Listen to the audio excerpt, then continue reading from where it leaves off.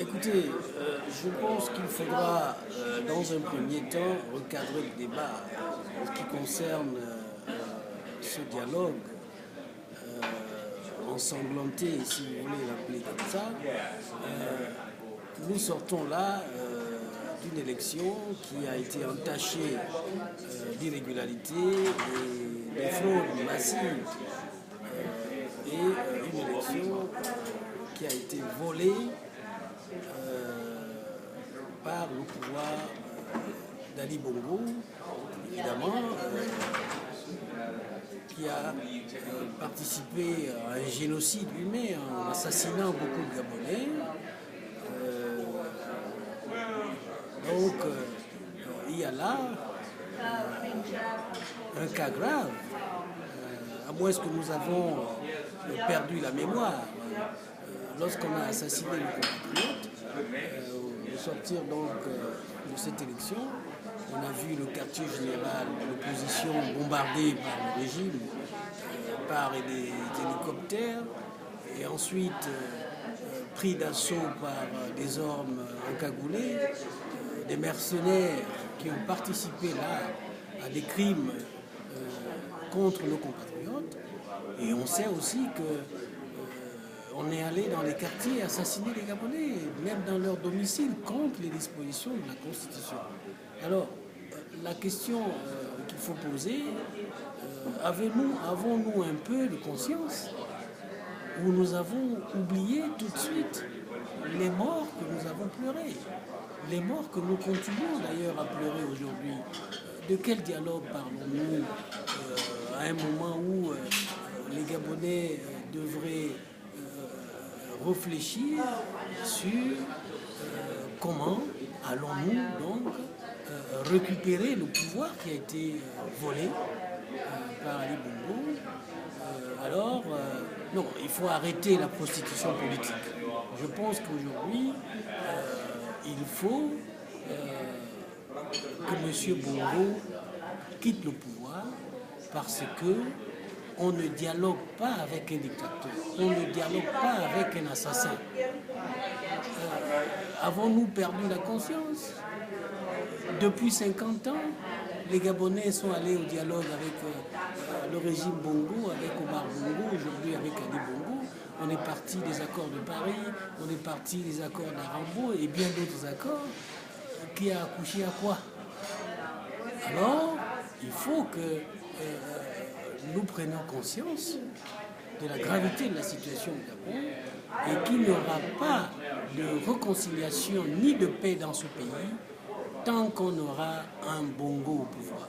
Il faut donc œuvrer dans ce que nous appelons donc la libération totale de notre pays, qui doit nous ouvrir évidemment la voie de l'indépendance, de la souveraineté tant recherchée depuis 50 ans. Donc, nous disons, le Rassemblement des Gabonais républicains, également le gouvernement du pays en exil, qu'il n'est pas question d'aller dialoguer avec un dictateur. Le seul dialogue qu'on peut avoir avec M. Bongo, c'est de négocier sa sortie du pouvoir, voir comment nous pouvons lui accorder une amnistie pour qu'il quitte le pays. Au-delà de cet accord, je ne vois pas pourquoi nous voulons aller dialoguer avec M. Bongo. Alors il faut qu'on arrête un peu cette prostitution politique, cette délinquance politique, parce que chacun veut avoir un poste ministériel, parce que chacun veut avoir un compte bancaire enfloué, et tout cela au détriment du peuple. Les Gabonais ont tellement souffert, il faut qu'on arrête à prendre les Gabonais comme du bétail électoral, comme un moyen de se faire plein d'argent ou alors de se prostituer avec le régime. Alors, nous disons donc depuis New York, depuis les États-Unis, qu'il est hors de question pour ceux qui ont les pieds sur terre, pour ceux qui ont des couilles, qu'il n'est pas question de dialoguer. La politique, ce n'est pas le dialogue. La politique, c'est du concret. Quand nous parlons des questions de souveraineté, des questions d'indépendance, ce n'est personne d'autre qui viendra vous donner cette indépendance. C'est à vous d'arracher cette indépendance par le départ immédiat et sans condition d'Ali Bongo du pouvoir. Alors nous disons qu'après 50 ans, nos aînés ont failli. Il est évidemment question aujourd'hui d'une alternative. Donc, nous n'avons pas besoin, en tant que nouvelle classe politique, de continuer la prostitution politique qui a été organisée depuis Omar Bongo. Alors, nous disons qu'il faut arrêter ça. Il faut que les Gabonais apprennent à vivre avec leurs moyens. Il faut qu'ils apprennent à se suffire avec les moyens de bord, les moyens qu'ils ont. Alors, la prostitution n'est pas un moyen ici pour nous.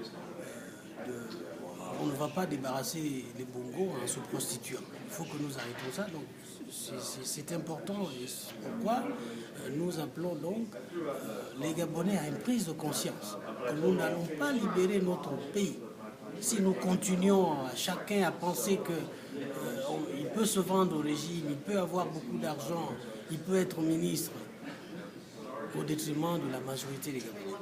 Nous disons non. Et nous pensons que nous avons d'ailleurs à plusieurs occasions dit que nous préférons la pauvreté dans la liberté et la dignité qu'à l'opulence dans l'esclavage. Donc, il était important de recadrer ce débat et appeler cela à un peu de maîtrise, à ceux-là qui se bousculent aujourd'hui en disant oui, nous allons au dialogue, mais un dialogue qui va accoucher à quoi? Et nous sommes sûrs que, encore, derrière tout ça, il y a des multinationales et bien d'autres qui, pour se maintenir, pour s'enrichir, pour continuer à piller notre pays, alors on veut continuer la même politique de 50 ans, on veut écraser les nouvelles générations, on veut écraser la nouvelle classe politique gabonaise, du moins ceux-là qui ont quand même un peu de conscience. Alors il faut arrêter tout ça. Donc j'ai voulu m'adresser à mes compatriotes, ceux qui ont encore un peu de morale, surtout qu'ils rejettent en bloc ce dialogue. Et d'ailleurs, par la même occasion, nous pensons que les mois qui vont en venir, nous allons voir dans quelle proportion nous pouvons nous rencontrer dans le cadre d'un sommet de la diaspora pour nous plancher sur ces questions-là, parce que nous pensons que c'est important que nous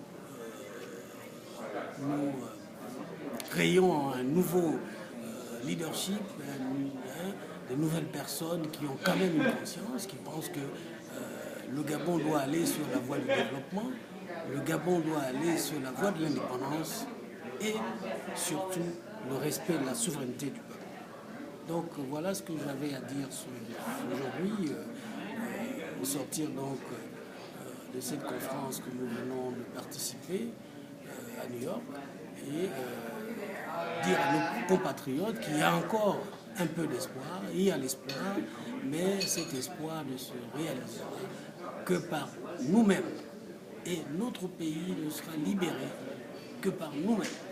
N'attendons pas, n'allons pas dans le, comment vous appelez ça, n'attendons pas l'extérieur pour venir libérer notre pays. C'est à nous de libérer le Gabon. C'est à nous, et cette libération du Gabon passe par le départ d'Ali Bongo du pouvoir. Et la démocratie tant recherchée depuis 1990 ne sera possible que si Ali Bongo part du pouvoir. Donc nous disons qu'il est temps que nous prenions conscience, il est temps qu'une autre élite politique gabonaise se signale sur la scène politique pour justement rejeter cette prostitution, cette délinquance politique. Voilà, merci beaucoup.